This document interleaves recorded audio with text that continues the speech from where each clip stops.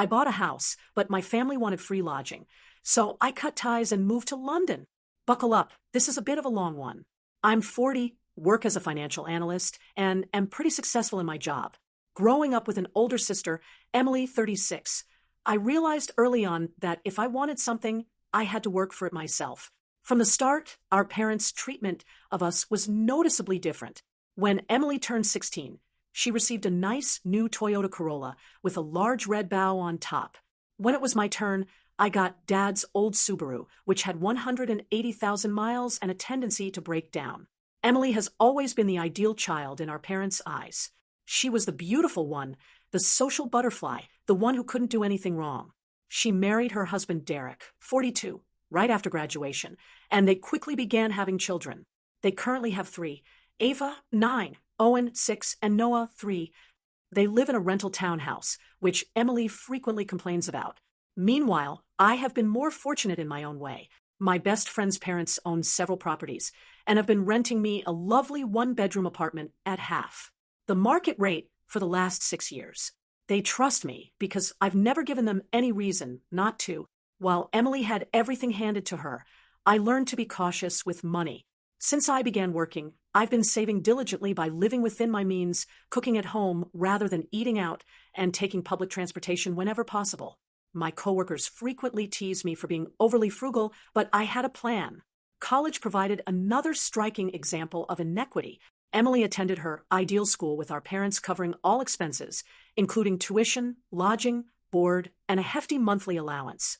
Meanwhile, throughout my final year of high school, I applied for every scholarship I could find, staying up late to maintain my perfect GPA, knowing that it was my last chance at higher study. With remote work becoming more widespread at my company, I just need to come into the office for key meetings. A peaceful countryside cottage seemed perfect. Last week, I finally opened my savings account and examined the data. After years of diligent planning and saving, I had enough to make a down payment on a small home.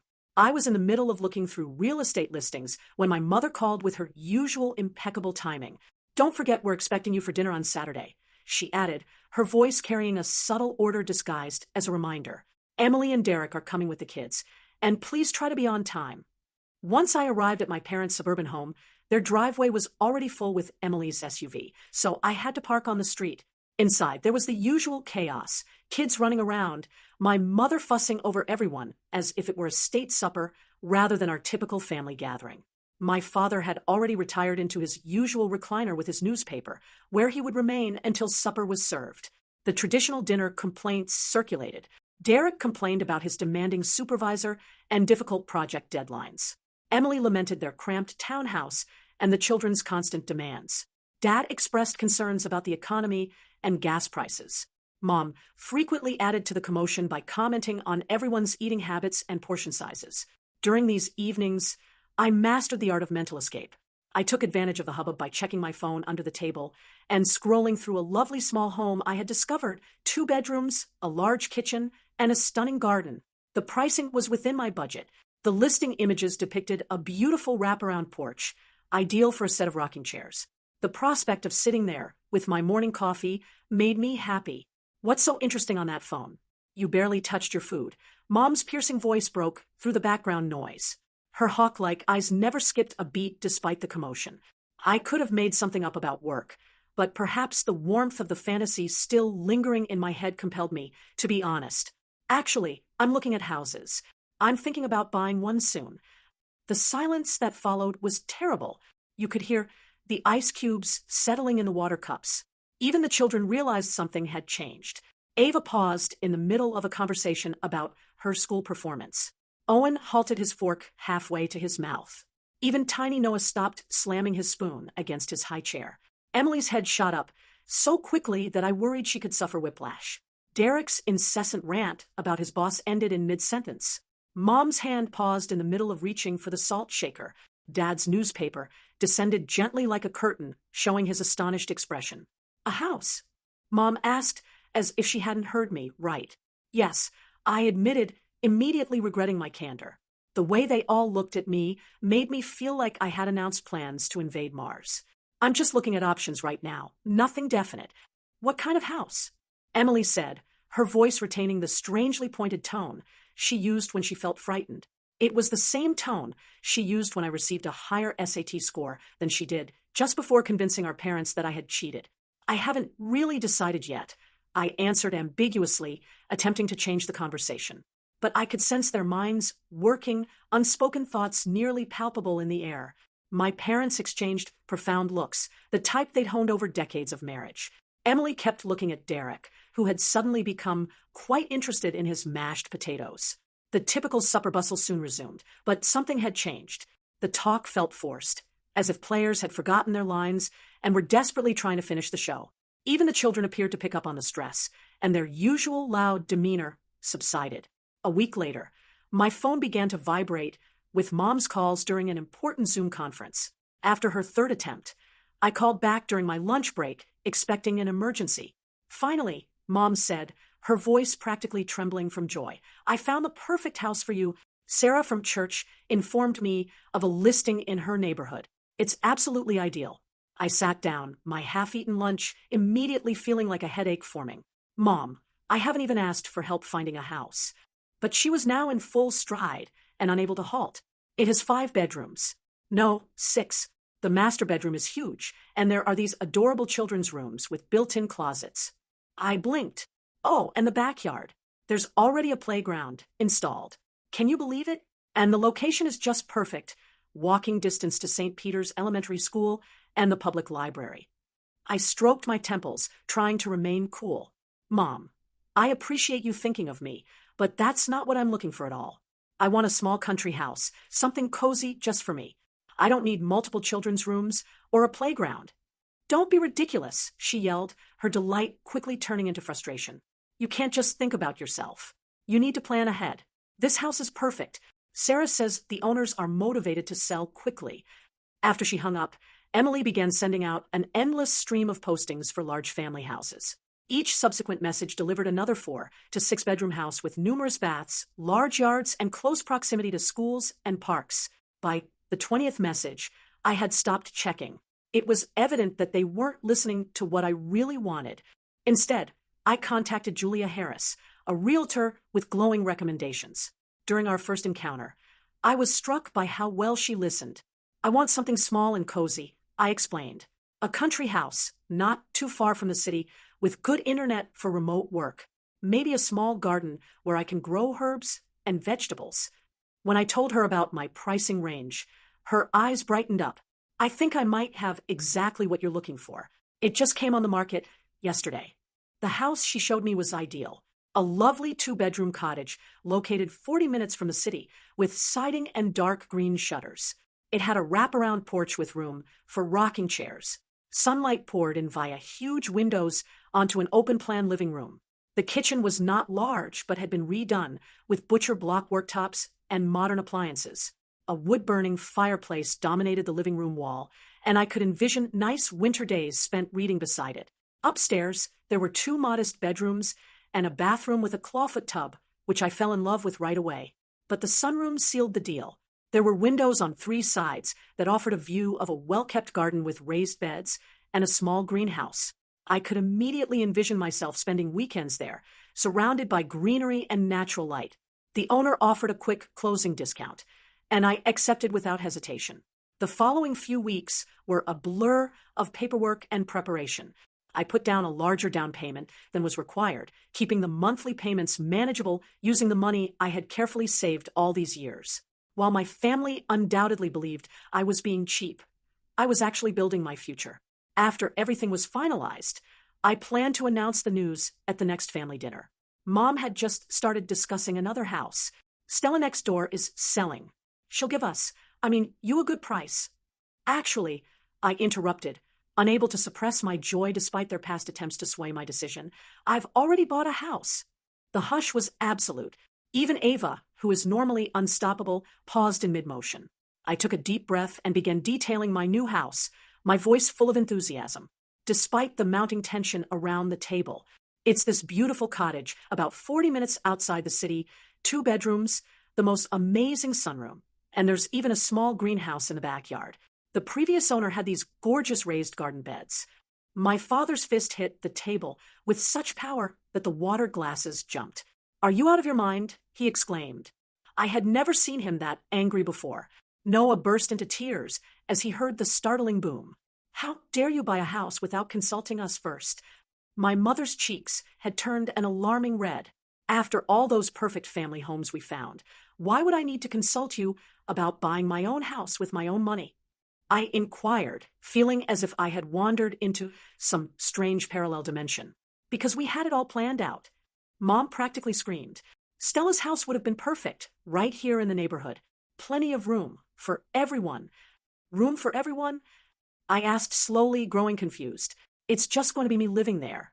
The hush that ensued was deafening. Emily sat there with an unusually serene demeanor. Derek was suddenly quite interested in his plate. "Actually," Mom explained in a tone that made my blood run cold, "the plan was for Emily, Derek, and the kids to live there with you." I waited for the punchline. It didn't arrive. Emily nodded as if everything was totally normal. "We're so cramped in that townhouse," she said. "Your house would give us all the space we need, and since we wouldn't have to pay rent or utilities, we could finally start saving money." I gazed about at their dead serious expressions. Dad's severe condemnation, Mom's righteous rage, Emily's entitled expectation, Derek's awkward avoidance. Years of memories flowed back. Every time Emily got what she wanted while I worked twice as hard for half the pay, every time my successes were ignored while her slightest achievements were praised. "You all just assumed I would buy a house for Emily's family to live in." "Well, of course." Mom threw out her hands as if I was being intentionally cryptic. "That's what family does." "This isn't helping," I said. "This is expecting me to house 5 people without even asking me. You're being selfish." Emily shouted, her cool demeanor breaking. "The kids have to share rooms. Noah's crib is in our bedroom. It's not fair to them. You need to cancel this ridiculous purchase immediately," Mom commanded, her voice harsh with the control she had exercised over me for 36 years. "Stella's house is perfect, right in the neighborhood." "No." I stood up, scraping my chair against the floor. The word came out stronger than I expected, bearing the weight of decades of pent-up rage. Chaos erupted. Mom jumped up and waved her arms. Dad's voice roared. The children started crying. "We'd be so cramped." Emily moaned, like if I hadn't said anything. "Ava has ballet. Owen has soccer. You're not going to be cramped anywhere, because you're not living in my house," I said calmly. "None of you are. Is that clear enough for you?" They stared at me as if I had a second head. The entitled shock on their faces was nearly amusing. "How can you be so cruel to your own sister?" Mom asked, clutching her pearls, her voice shaking with wrath. I grabbed my handbag and walked towards the door, their shouts rising behind me in a cacophony of demands and accusations. I couldn't hear another word. I got in my car and drove home in a haze, their entitled expectations still echoing in my ears.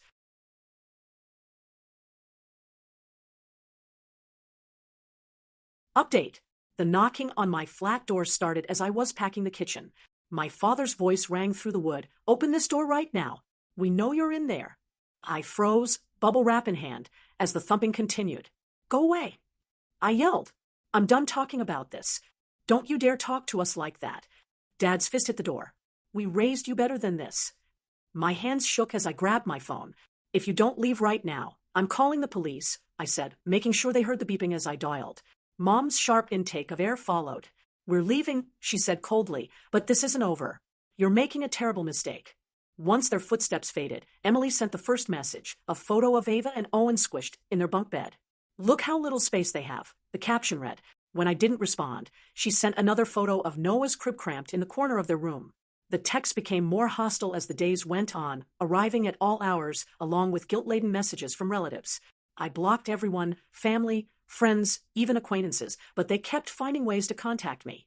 After 2 weeks of harassment, I changed my number and only shared it with trusted friends and colleagues. I blocked everyone, family, friends, even acquaintances, but they kept finding ways to contact me. After 2 weeks of harassment, I changed my number and only shared it with trusted friends and colleagues. My shoulders. I continued to check their social media posts, but none of it bothered me anymore. Emily posted passive-aggressive updates, while Mom shared veiled complaints about ungrateful children. None of it reached me in my new sanctuary. I set up an office in the second bedroom and planted a garden that flourished beyond expectations. For the first time in my life, I was living on my own terms, and it felt incredibly liberating. A surprise came when a big project I'd been working on paid off. I received a major bonus and was considered for a director position. My work environment, calm and free from family interruptions, helped me excel in ways I hadn't thought possible. The timing couldn't have been better. Emily's apartment complex was sold, and she and Derek struggled to find a new place. I used my bonus to purchase a mountain getaway. Derek reached out, asking about housing. I gave him some local apartment listings and wished him luck. Mom then showed up at my workplace, asking for help, but I referred her to my financial advisor. Her face turned red with frustration, but in the professional setting, she couldn't escalate things. The family's social media attacks continued, but I was undeterred. Headhunters took notice of my work success, and I was offered a job in London. The thought of leaving the drama behind was increasingly appealing. Meanwhile, my greenhouse thrived, and I joined a local gardening group where I was appreciated for who I was, not what I could do for others. I hosted my first dinner party, surrounded by colleagues and neighbors. The evening was filled with genuine connection, nothing like the chaotic family gatherings I'd once endured. I realized then that I hadn't just bought a house, I'd built a life of my own. Soon, I learned that Emily and Derek couldn't find a new apartment and were temporarily staying with our parents. Meanwhile, I was officially offered the director role in London with a generous compensation package, including a company flat in Kensington. My professional network flooded me with congratulations, highlighting the contrast to the silence from my family. The most telling moment came when Dad called. His voice lacked the usual authority as he explained their financial struggles, hinting that they'd planned to move in with Emily. I kept my tone professional, offering a financial advisor for their retirement planning. I didn't share that my mountain home would generate enough rental income to cover their monthly rent, information I kept to myself. I held a farewell garden party for my local friends, and someone commented on how much more confident I seemed since moving. While packing for London, I came across a photo of Emily with her new car, and I realized how far I'd come. I'll keep my cottage as a retreat when I visit the US, but the house will remain my sanctuary, free from family drama. Tomorrow, I board a flight to London, and my family will learn the news when they see my social media posts. Emily will likely write about sisters who abandoned their families, but I won't be bothered. Sitting in my sunroom, watching the sunset before my journey, I feel nothing but peace. Sometimes the greatest victory isn't winning a battle, it's choosing to leave the battlefield entirely. Let them face their struggles. I'm too busy embracing my new life to read their updates.